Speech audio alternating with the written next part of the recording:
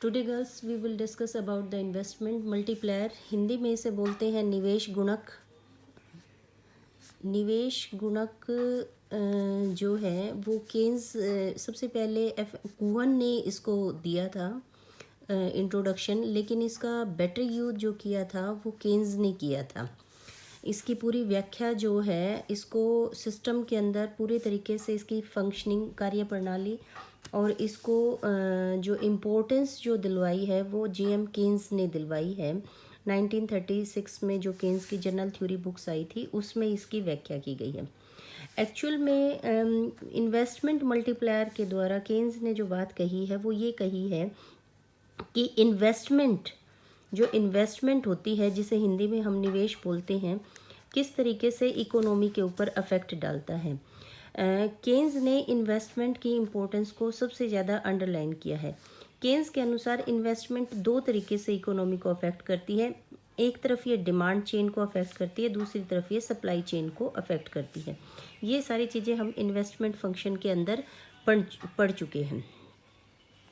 अब बात आती है इन्वेस्टमेंट अफेक्ट कैसे करता है, किस तरीके से ये आपकी डिमांड और सप्लाई दोनों को अफेक्ट करता है।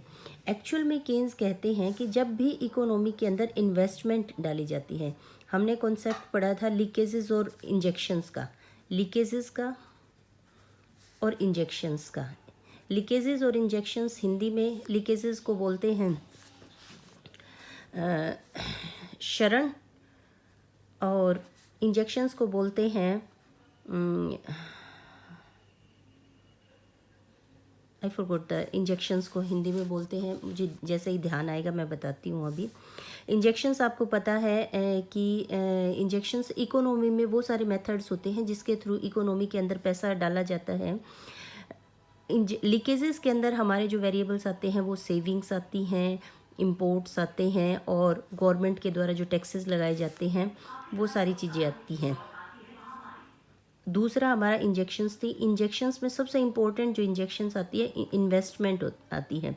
दूसरी फिर आपकी आती है एक्सपोर्ट्स आती हैं और गवर्नमेंट एक्सपेंडिचर्स आते हैं।